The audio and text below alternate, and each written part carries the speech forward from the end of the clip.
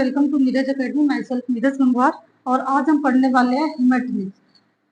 ये B pharm first year और diploma first year में दोनों में कॉमन टॉपिक है।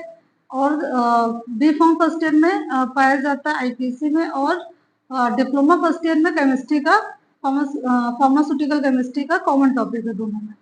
तो आइए स्टार्ट करते हैं हेमेटोनिक्स। हेमेटोनिक्स की अगर हम बात करें तो it is made up of two words, haem and tinics. Haem से हमें समझ में आ रहा है कि हीम का मतलब क्या होता है, ब्लड होता है। क्या मतलब होता है हीम का? ब्लड होता है, ठीक है। और टिनिक्स का मतलब होता है फॉर्मेशन। तो अगर हम पूरे हेमेटोनिक्स शब्द की बात करें तो it means formation of blood sales. किसका फॉर्मेशन हो रहा है? ब्लड सेल्स का फॉर्मेशन हो रहा है बॉडी में। इसका क्या मतलब हुआ? हेमेटोनिक्स का मतलब हुआ कि formation of blood cells in a body haematinics, ठीक है। आइए इसको देख लेते हैं क्या है। These are the agent which are required for the formation of blood cells and also used in the treatment of anaemia. देखिए इसका क्या मतलब हुआ कि जो हेमेटोनिक्स होते हैं, है ना, तो हेमेटोनिक्स क्या कैटेगरी है। इस कैटेगरी में जो दवाइयां आती हैं उनका क्या काम है, उन दवाइयों का, उन एजेंट का, उन ड्रग्स का क्या काम है कि वो ब्लड सेल्स का फॉर्मेशन करती है और एनीमिया जैसे रोग को, एनीमिया जैसे डिजीज को ट्रीट करती है। तो जो हेमेटोनिक्स जो ड्रग्स हैं उनका जो काम है वो क्या है कि वो ब्लड सेल्स का फॉर्मेशन करती है और ब्लड सेल्स का फॉर्मेशन करके एनीमिया डिजीज को ट्रीट करती हैं। तो जो ये ड्रग है उनको हम किस में अल्टीमेटली यूज करते हैं? Formation of blood sales. दूसरा पॉइंट है कि जो मेन हेमेटोनिक्स हैं, मतलब वो एलिमेंट जो एज अ हेमेटोनिक्स यूज किए जाते हैं या जो हेमेटोनिक्स का रोल प्ले करते हैं या वर्क करते हैं as a haematinics, that are iron हो गया, विटामिन B12 हो गया and folate ions.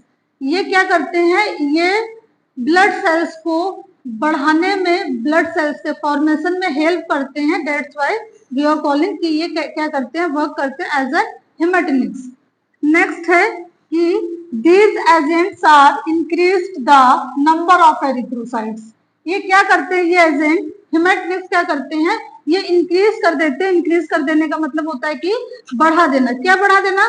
Number of erythrocytes. Number of erythrocytes या हीमोग्लोबिन। एरिथ्रोसाइट्स, हीमोग्लोबिन, ये क्या है? Part of blood, sorry, composition of blood. Blood क्या होता है? इनसे मिलके बना होता है। तो ये क्या कंपोनेंट्स ऑफ ब्लड है। तो ये ब्लड कंपोनेंट्स को क्या करता है? इनका जो फॉर्मेशन है उसको इंक्रीज कर देता है, बढ़ा देता है। और क्या होता है? तो हमारा ब्लड का फॉर्मेशन है वो अल्टीमेटली क्या हो जाता है? इंक्रीज हो जाता है। अगर हम एग्जांपल्स देखें कि ऐसे कौन कौन सी ड्रग्स हैं which are used for the blood cells formation, तो पहला नाम क्या हो गया? Ferrous sulphate, ferrous gluconate, ferrous fumarate. तो यहाँ पे हमने तीन नाम पढ़े कि तीन वो नाम है जो क्या करते हैं? ब्लड सेल्स के फॉर्मेशन में हेल्प करते हैं। Ferrous sulphate, ferrous gluconate, ferrous fumarate, ये तीनों क्या करते हैं? वर्क करते हैं as an haematinics in the formation of blood cells. अब देखो, अब हम अगर इन ड्रग्स की बात करें जो एज एन हेमेटोनिक्स यूज हो रही हैं, वो कॉम्बिनेशन में अवेलेबल है। कॉम्बिनेशन का मतलब हुआ कि जैसे आपको क्या होता है, जब फीवर हो जाता है तो आप क्या करते हैं? पैरासीटामोल लाते हैं और खा लेते हैं। क्या करते हैं? पैरासीटामोल लाए और खा लिया। इसने क्या किया? फीवर को ठीक किया, ठीक है। ये क्या है? ये सिंगल फॉर्म में अवेलेबल है। ये सिंगल फॉर्म मतलब कि इसमें जो सॉल्ट है वो कैसा है? सिंगल फॉर्म में है। दूसरा, आपको फीवर है और साथ ही साथ आपको क्या हो रहा है? बॉडी पेन भी हो रहा है। तो आपने क्या किया? पैरासीटामोल लिया और उसके साथ में क्या है? डाइक्लोफेनक है। क्या है? डाइक्लोफेनक। अब ये क्या करेगा? आपका फीवर प्लस पेन दोनों को ठीक करेगा।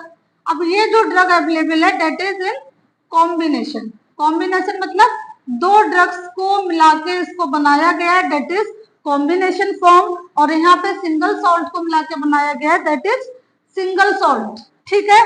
तो यहाँ पे जो फेरस सल्फेट है वो किसके साथ कॉम्बिनेशन में पाया जाता है? जिंक हो गया, विटामिन B12 हो गया, फोलिक एसिड हो गया और आयरन हो गया।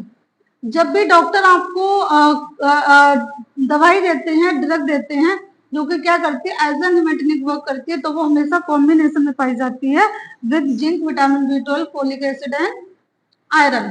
ठीक है, अब अगर हम इन दवाइयों की बात करें, इन सॉल्ट की बात करें कि ये किस किस फॉर्म में अवेलेबल है, तो ये टैबलेट फॉर्म में अवेलेबल है, कैप्सूल फॉर्म में, सिरप एंड सस्पेंशन फॉर्म में अवेलेबल है।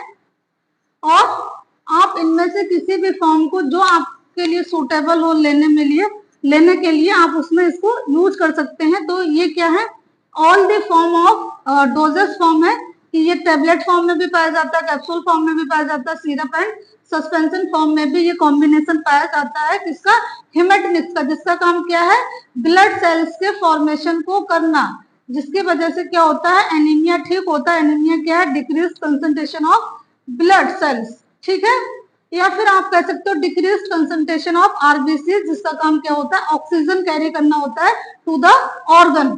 जो हमारे बॉडी में ऑर्गन्स पाए जाते हैं, डिफरेंट डिफरेंट ऑर्गन पाए जाते हैं, वो किसकी वजह से अपना वर्क कर पाते हैं, क्योंकि उनको क्या होता है, ऑक्सीजन सप्लाई होती है। और वो ऑक्सीजन किसके थ्रू सप्लाई होती है, आरबीसी के थ्रू। तो ये क्या करते हैं, अपना काम कर पाते हैं नॉर्मल। तो ये जो हमारा जब क्या होता है कि हीमोग्लोबिन की कमी हो जाती है, तो ऑर्गन्स को सफिशिएंट अमाउंट में ऑक्सीजन सप्लाई नहीं हो पाती है। ठीक है, अब आगे हमको पढ़ना है कि जो एनीमिया डिजीज है वो किस रीजन की वजह से होता है। अभी तो हमने पढ़ा कि एनीमिया क्या है, डिक्रीज कंसंट्रेशन ऑफ आरबीसी। अब ये एनीमिया होता क्यों है, ऐसा कौन सा रीजन है जिसकी वजह से एनीमिया होता है। तो आइए अभी आगे हम इसको भी देख लेते हैं। आइए हम पढ़ लेते हैं कि एनीमिया के क्या कॉज होते हैं, कॉज ऑफ एनीमिया क्या क्या हो सकते हैं, जिसकी वजह से, ऐसा कौन से रीजन है जिसकी वजह से क्या होता है, एनीमिया डिजीज हो जाती है बॉडी में। उसके रीजन हम पढ़ लेते हैं। क्या है, iron deficiency anaemia result from इनएडिक्वेट intake of iron in routine diet. देखिए इसका क्या मतलब है कि आयरन की डेफिशिएंसी या एनीमिया कब होता है, जब हम क्या करते हैं, जो हमारी डाइट है, मतलब डेली जो हम खाना खा रहे हैं, जो फूड लिक्विड जो इनटेक कर रहे हैं, अगर हमारी उस डाइट में, है ना, क्या होगा, अगर आयरन कम होगा, आयरन पर्याप्त मात्रा में नहीं होगा, इनसफिशिएंट अमाउंट होगा आयरन का, तो उसकी वजह से क्या होगा, जो डेली रिक्वायरमेंट है बॉडी की आयरन की, वो क्या होगी, फुलफिल नहीं हो पाएगी, जिसकी वजह से क्या होगा कि जो ब्लड सेल्स है वो भी नहीं बन पाएंगी और क्या होगा, एनीमिया हो जाएगा। तो वही यहाँ पे लिखा है कि जो आयरन की डेफिशिएंसी एनीमिया है, ये किसकी वजह से होता है, इनएडिक्वेट, मतलब इम्प्रॉपर मात्रा में हम क्या कर रहे हैं, आयरन का इंटेक कर रहे हैं, आयरन को सफिशिएंट प्रॉपर मात्रा में नहीं ले रहे हैं अपनी डाइट में, जिसकी वजह से क्या होता है, एनीमिया रोग हो जाता है। दूसरा है excessive blood loss. Excessive blood loss का मतलब है कि बहुत ज्यादा मात्रा में क्या होता है, ब्लड बह जाता है, बॉडी के बाहर निकल जाता है किसी भी रीजन की वजह से, जिसकी वजह से क्या होता है, एनीमिया हो जाता है। एनीमिया हो जाता है क्योंकि एक्सेसिव मात्रा में ब्लड क्या हुआ, बॉडी के बाहर निकल गया और ब्लड का जो अमाउंट है बॉडी के अंदर क्या हुआ, कम हो गया। देखिए अब इसके कई रीजन्स हो सकते हैं, लाइक कि रोड एक्सीडेंट हो गया, है ना, रोड एक्सीडेंट हो गया, आपको क्या हुआ, बहुत सीरियस इंजरी हुई है और ब्लड बहुत ज्यादा निकल गया बॉडी के बाहर, जिसकी वजह से क्या हुआ, एनीमिया हो गया। ब्लड ब्लड की जो मात्रा है, जो ब्लड कंटेंट है बॉडी में, क्या हो गया, कम हो गया, जिसकी वजह से क्या हुआ, एनीमिया हो गया।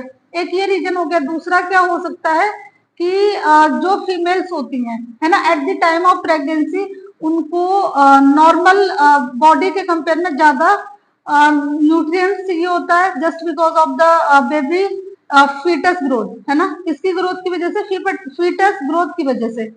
तो उस टाइम पे आपने देखा होगा कि जो डॉक्टर होते हैं वो आयरन कैल्शियम की जो टेबलेट्स है या जो आयरन और कैल्शियम क्या करते हैं, अलग से देते हैं, ताकि जो फीटस की ग्रोथ है वो क्या हो सके, नॉर्मल हो सके और बॉडी में जो आयरन और कैल्शियम की कमी ना हो। क्योंकि क्या होता है, फीटस की ग्रोथ के लिए भी क्या चाहिए होता है, आयरन और कैल्शियम चाहिए होता है। और अगर उस टाइम पे आप क्या कर रहे हो, अगर एक्स्ट्रा आयरन नहीं ले रहे हो तो भी क्या हो जाएगा, एनीमिया हो जाएगा। और क्या दूसरा एक और रीजन ये हो सकता है कि फीमेल्स में क्या होती है, जो मेंस्ट्रुअल साइकिल होती है वो क्या होता है, हर महीने उसकी वजह से ब्लड का फ्लो होना ही होता है।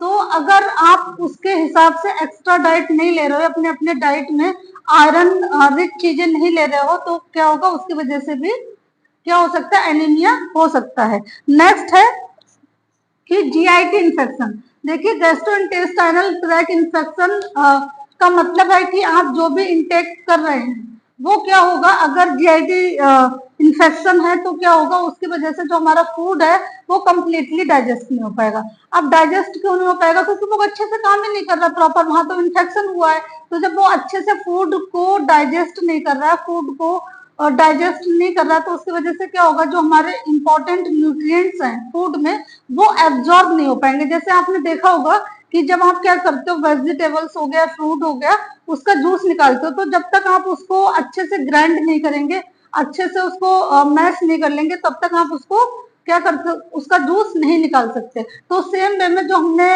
इंटेक किया है बॉडी में, लाइक की रोटी खाई या सब्जी खाई, जो भी खाया, तो अगर बॉडी उसको अच्छे से डाइजेस्ट नहीं कर पाएगी तो उसके न्यूट्रिएंट्स बॉडी को नहीं मिल पाएंगे प्रॉपर मात्रा में, जिसकी वजह से क्या होगा, एनीमिया कॉज हो जाएगा। नेक्स्ट मैंने लिखा प्रेगनेंसी, जैसा कि अभी आपको बताया था कि प्रेगनेंसी में as compare to the normal body ज्यादा न्यूट्रिएंट की जरूरत होती है, just because of the foetus growth. तो इसीलिए हमको at the time of pregnancy ज्यादा डाइट लेने की जरूरत होती है, ज्यादा न्यूट्रिएंट्स लेने की जरूरत होती है, क्योंकि क्या होता है, फीटस ग्रोथ के लिए ये सब की जरूरत होती है, लाइक आयरन हो गया, कैल्शियम हो गया। इसीलिए जो भी प्रेग्नेंट वुमेन है वो क्या करती है, पूरे टाइम अलग से आयरन और कैल्शियम की टेबलेट लेती है, और क्या करती है, ग्रीन वेजिटेबल्स हो गया, रिच न्यूट्रिएंट्स हो गए, तो उन सब का इंटेक करती है, just because of healthy foetus.